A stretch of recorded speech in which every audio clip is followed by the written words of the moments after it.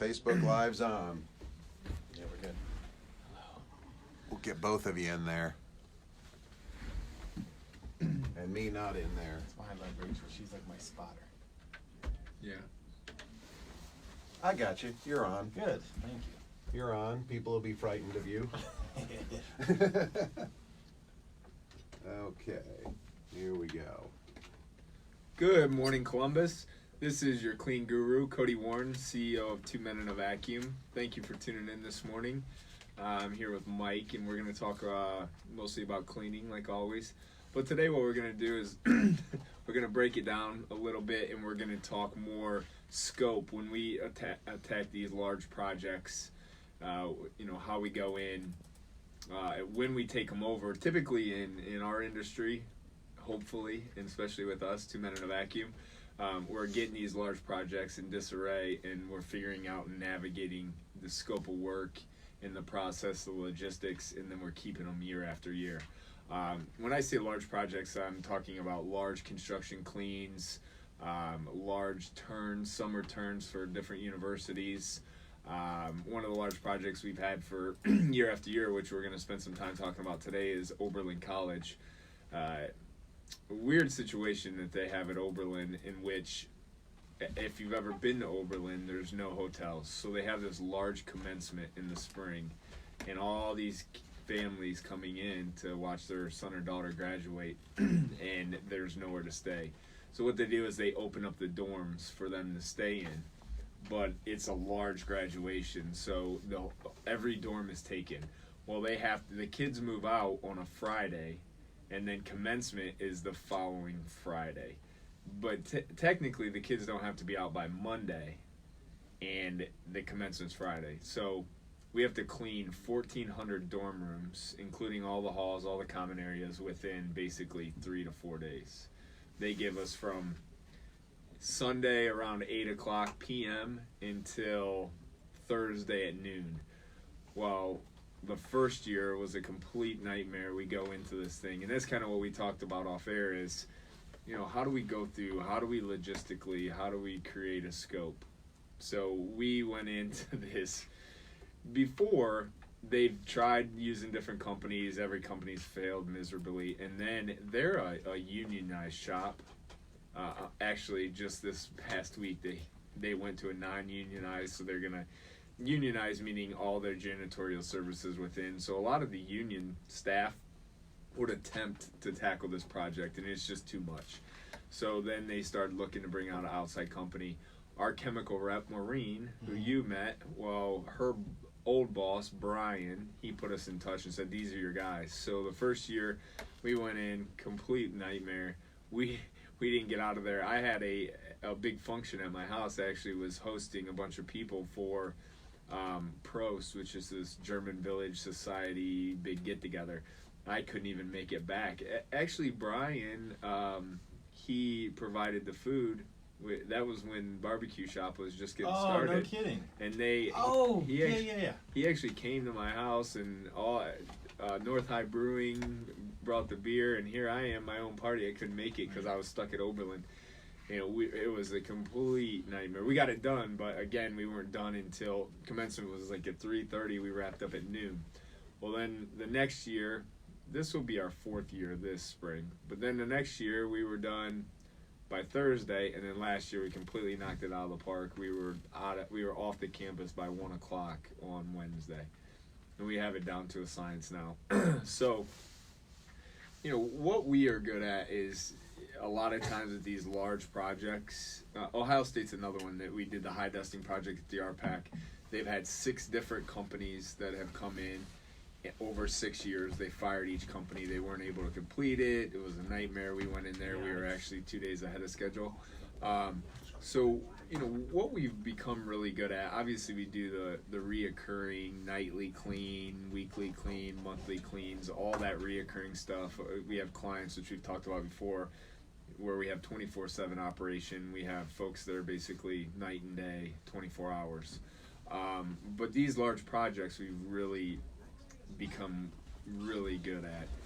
You've met my entire executive team, so we have the ability to take on these projects, look at what the pain points are, and go about it our way and logistically become better and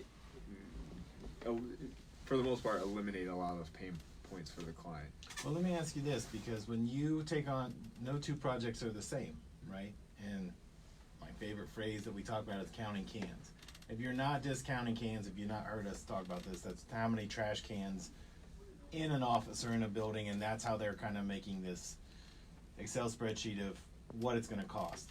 When you go in, do you like it that it's kind of stripped to bare bones, like you get to really ask them how their expectations, you know, versus this is what the cleaning company did before, can you do this or not? You don't want that, right? You want to build this scope yourself. Yeah. Yep. And, you know, what we've talked about since you and I have met with 2 Men in a Vacuum is we customize each service for each client. So we go in, like you said, we meet with the client, we figure out the pain points, we figure out what the problem's been in the past. A lot of times it's simply they're just not cleaning. Right. And that comes down to lack of quality control. Well, you've met Mike, and so we have a whole entire quality control team. Mike is the director of it. And, you know, they're on site. They're seeing the clients week to week, month to month, and they're talking with the clients, and we're catching any issues before they become a problem. Well, a lot of these other cleaning companies that we've run across and we hear feedback from our clients is there's just no quality control aspect, and obviously cleaners become complacent, which I'm not going to sit here and lie to you, our cleaners become complacent, but then Mike's there saying, hey, look, now you're forgetting to do these things, because it's easy to, as we say, it's easy to get into a routine.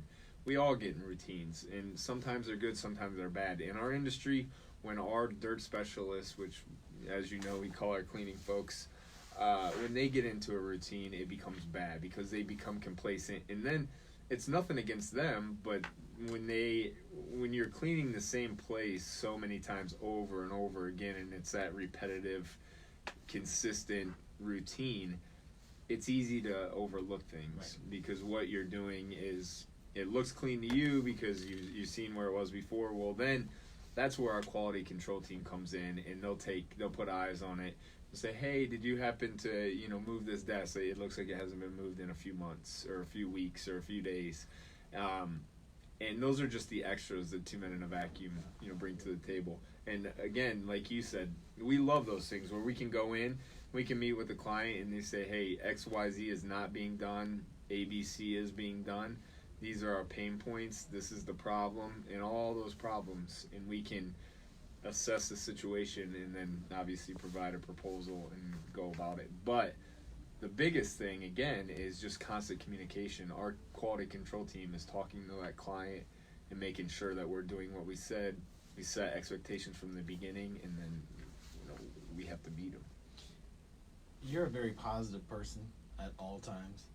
When you're talking to somebody, do you want to hear the positives first, what they liked about this? This is why I think you want to hear. I'm always looking for the other side. What's broken? I want to fix what's broken more than I want to hear about all the great stuff, because the stuff that already makes you happy, that's why you kept somebody on board, that's why you hired them. It's what went wrong, because I was looking and say, that's the thing that I can make up, right? If everything is even, I can do the work. It's what did you not like? Lack of communication or lack of focus on details, that kind of thing. That's me, but what do you like when you go into a situation? You know, I honestly save what were your pain points until the end, because that is true, and I appreciate you saying that. I do want to hear what the positive experience was. What things did they like with the cleaning company, or, you know, a lot of times we'll go in and it was the office staff was cleaning, they were staying extra. I mean, the smaller offices, so on and so forth. Well, obviously the things they like about that is it didn't eat into their budget and so on and so forth. So I like meeting with the client and talking them through and building that trust factor of, I'm not a guy that's just coming in and saying, oh, here's an opportunity, let's crush that last company, show them how we're so much better, sell them a dream, get the contract, and then just go empty trash cans. Right, and I always find that that's, especially with a lot of contracted work, the excitement is in the close. Mm-hmm. But a lot of times the person closing the deal is not the person doing the service. So it's, I closed it, I'm on to the next thing. Mm-hmm. We buy into people more than we buy into service, right? So if I believe in you as a person, I'm more likely to do business, and I'm also more likely to forgive you or compliment you. When that person gets removed from it, and it's, well, I don't even know who the person is coming into my building. I'm giving you access. I don't really like how it's going, and I don't think that we value the relationship between. I mean, even when we're talking about this, cleaning is such a big deal. Look at what's going on around the world, right? There's Yeah. a shortage on those little, I almost said gas masks, those little and that's a sanitary issue. It's, right? Nobody's really focusing on that because you know what? At the end of that P&L, cleaning budget.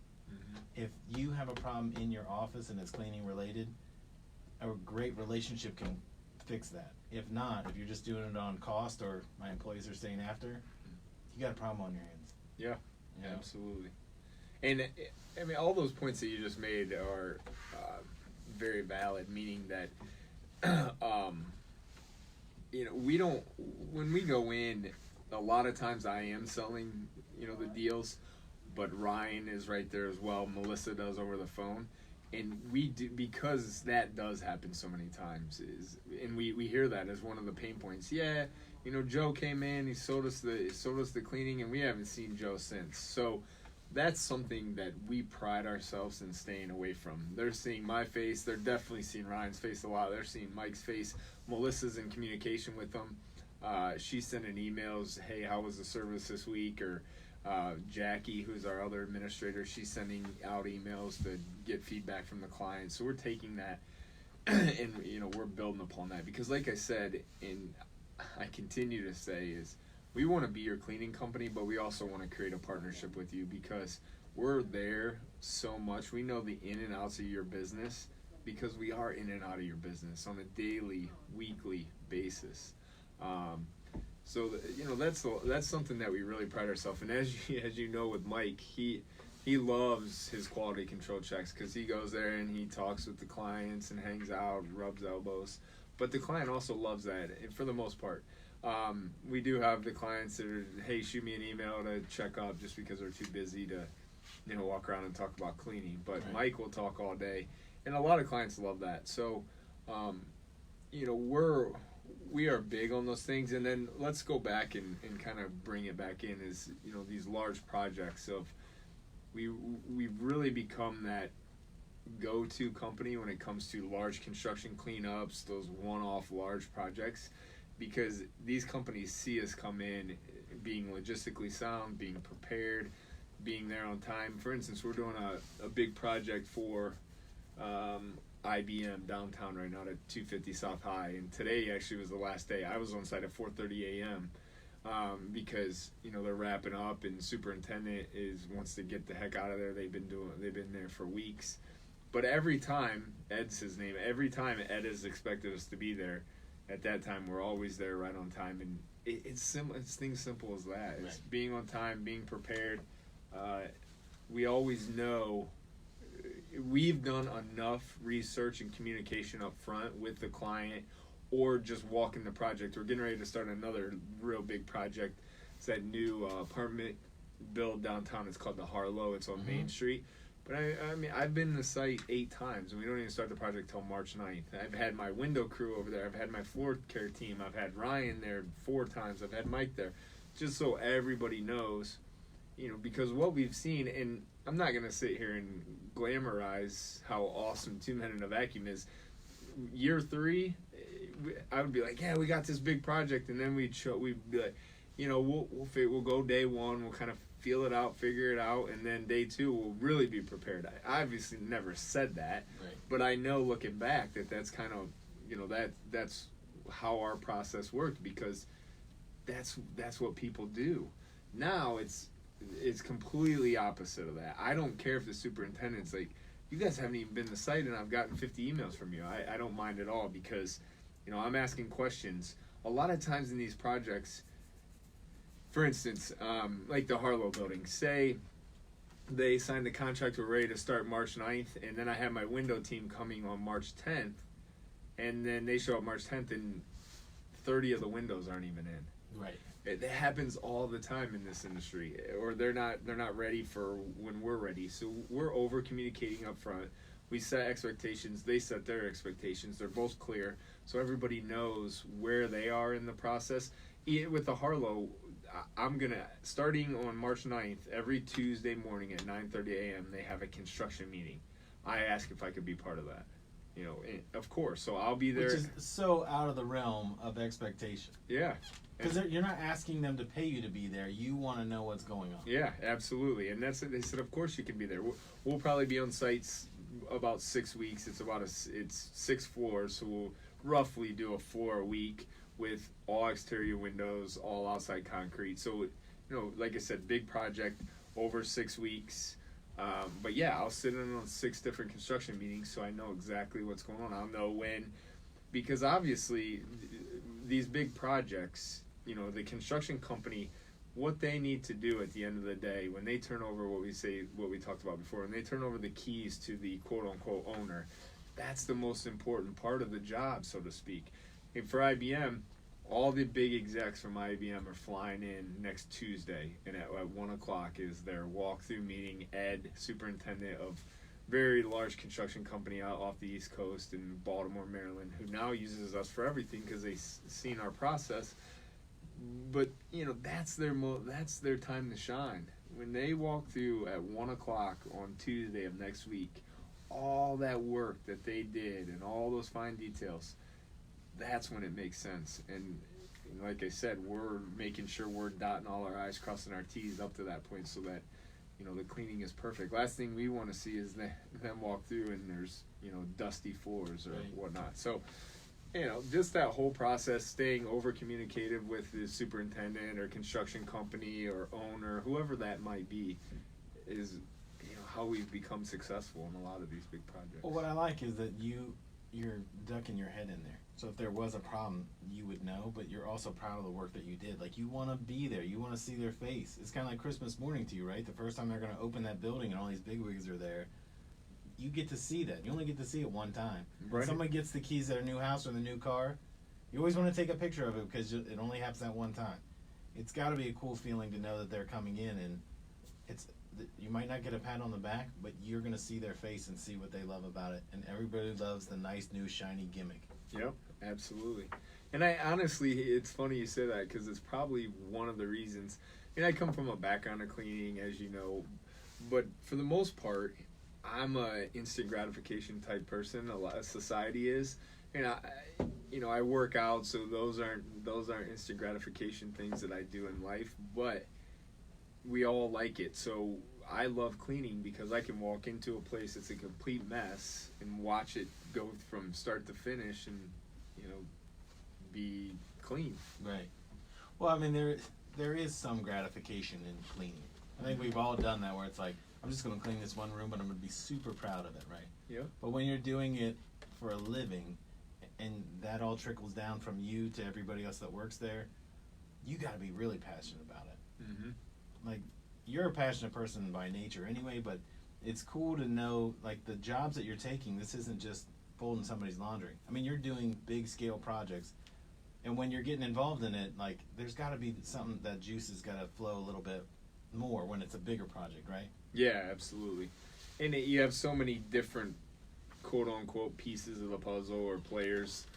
For instance, at IBM, between myself, Mike, and our whole crew, we probably have 20 people on site today, in and out of that place. This person doing this person doing this, and it's just this. Now it's this well-oiled machine, where, in our infancy, 3 years in, 4 years in, some of those projects where you pull your hair out all day. I probably wouldn't be at this radio station. Actually, I was pulling up and Mike called and was like, "Hey, we're done." So we finished around noon. We weren't supposed to wrap up till 5 today. So that's, those are how the projects go today, where, before I could have showed up at 4:30 this morning and there were issues left from yesterday.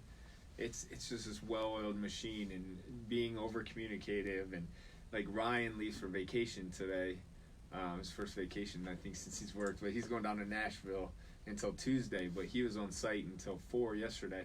I called him, he gave me a rundown, like, here's where we are, here was it. So when I walked in at 4:30 this morning, I knew exactly where we were. I had to leave to go to a meeting. Mike was getting there at 9:30. He walked in. It was just like passing the baton. Everybody is on the same page because we've done these so many times, and we know the process, we know the logistics, that it's becoming a even more well-oiled machine. On those big projects, this might sound weird, but is it kind of like heartbreaking when it's over? Like when you've been involved in something that you put in so many hours, because as you're describing it, you're on site at 4:30. You know Ed. Mm-hmm. You may never work with Ed again. Right. You know what I mean? Right. But for the time period, that's part of your everyday, and it's part of your cruise every day. At what point do you just have to move on to the next thing because you're like, I don't know how to replace that void in my life? You know, those hours. Yeah. Like those bigger projects, I think everybody thinks they want to tackle it from the monetary standpoint. Mm-hmm. Never once have you ever said the money that was involved. It is, here's the task. And if Mhm. you're very task oriented, when one of those big ones goes away, you have to fill that time, Mhm. right? Or you'll go mental. Yeah.